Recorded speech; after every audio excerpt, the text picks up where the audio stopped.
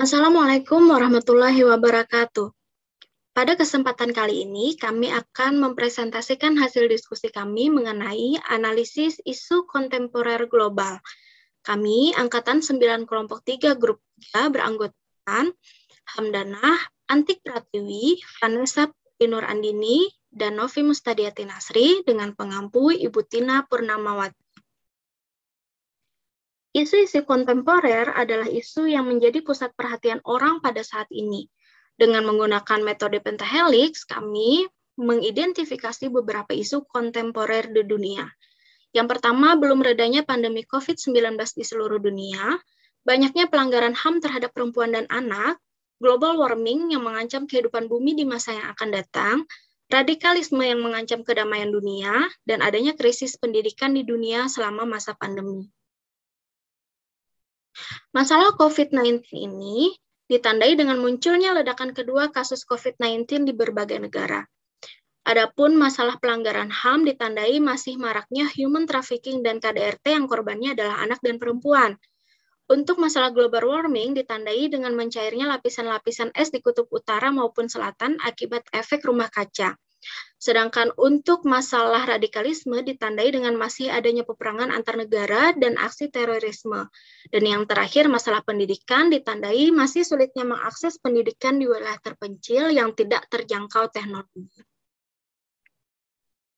Untuk memprioritaskan isu mana yang kami akan analisis, maka kami melakukan penapisan isu menggunakan teknik APKK, yaitu aktual, problematik, kelayakan, dan kekhalayakan, sehingga dapat disimpulkan ada dua isu yang kami angkat, yaitu belum redanya pandemi COVID-19 di seluruh dunia, dan masalah global warming yang mengancam kehidupan bumi di masa yang akan datang. Selanjutnya, kami meneruskan penapisan isu dengan menggunakan teknik USG, urgency, seriousness, dan growth. Berdasarkan hasil penilaian, maka prioritas isu yang kami angkat yaitu belum redanya pandemi COVID-19 di seluruh dunia. Seperti kita tahu bersama bahwa COVID-19 adalah penyakit menular yang disebabkan oleh virus corona. Orang yang mengalami COVID-19 biasanya mendapatkan gangguan pernafasan ringan hingga sedang.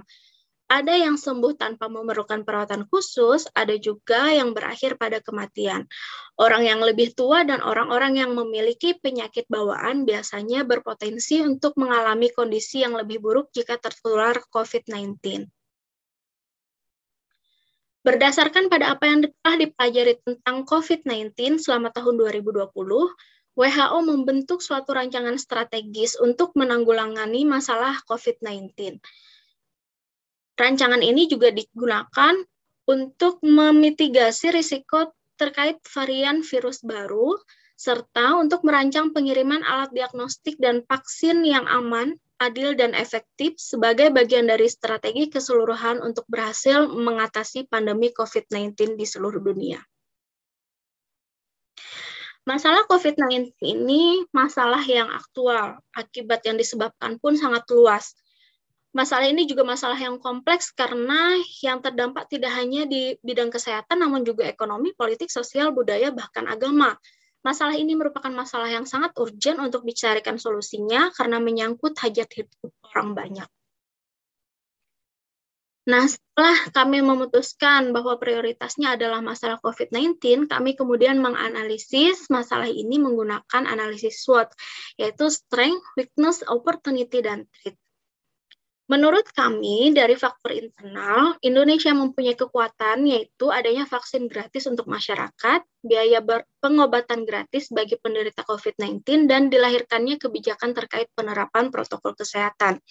Untuk kelemahannya yaitu krisis kepercayaan masyarakat terhadap penanganan virus COVID-19, pola pikir masyarakat yang menganggap dirinya kebal terhadap virus COVID-19, rendahnya kesadaran masyarakat untuk selalu memakai masker ketika di luar rumah, tidak menjaga jarak di tempat umum, mencuci tangan masih belum menjadi kebiasaan di tengah masyarakat, dan surveillance yang tidak terlaksana dengan baik.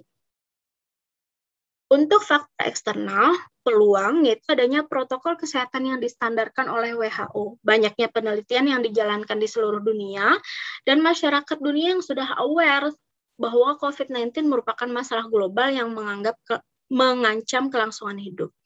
Untuk tantangannya yaitu terbukanya Indonesia terhadap kedatangan warga negara asing, diperbolehkannya warga Indonesia pulang dari luar negeri, dan ditemukannya varian virus COVID-19 yang baru.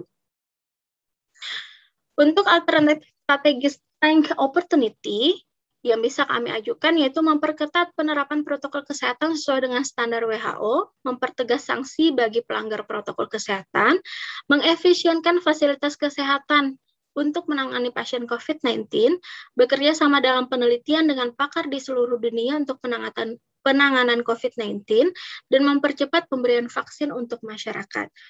Untuk alternatif strategi weakness opportunity yaitu pemerintah bekerja sama dengan Dinas Kesehatan dan aparat desa untuk mensosialisasikan tentang pentingnya penerapan protokol kesehatan, membangun sarana untuk mendukung penerapan protokol kesehatan, mengurangi kegiatan yang dapat mengumpulkan massa, merevitalisasi tim surveillance COVID-19, dan terus memberikan informasi adanya varian baru virus COVID-19 agar masyarakat dapat lebih waspada. Untuk alternatif strategi string threat, yaitu terus dikembangkannya penelitian mengenai vaksin untuk varian baru virus COVID-19. Kemudian diterapkannya kebijakan untuk memperketat screening COVID-19 bagi warga Indonesia yang pulang maupun warga asing yang berkunjung ke Indonesia.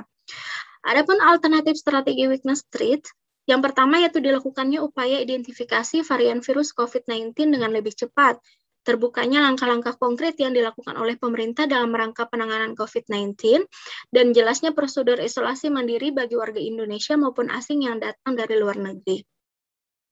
Nah, berdasarkan akar masalah yang ada, maka kami dapat merekomendasikan beberapa strategi berikut. Untuk masalah rendahnya kesadaran masyarakat menerapkan protokol kesehatan, pemerintah dapat bekerja sama dengan Dinas Kesehatan dan aparat desa untuk mensosialisasikan lebih mendalam lagi tentang COVID-19 dan membangun fasilitas yang mendukung penerapan protokol kesehatan. Untuk masalah kualitas penanganan COVID-19 yang masih dipertanyakan, maka pemerintah bisa meningkatkan sarana prasarana dan skill petugas kesehatan pada fasilitas pelayanan kesehatan yang menangani COVID-19 dan bekerja sama dalam penelitian dengan pakar di seluruh dunia untuk penanganan COVID-19, pengidentifikasian varian baru virus COVID-19, dan pengembangan vaksin.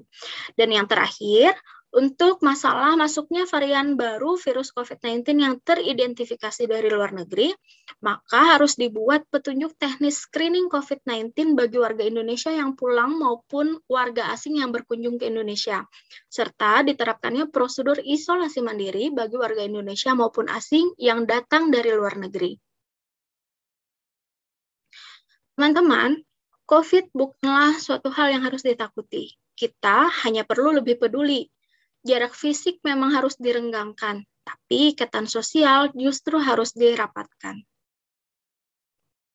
Kami, tiga kelompok angkatan 9, terima kasih. Assalamualaikum warahmatullahi wabarakatuh.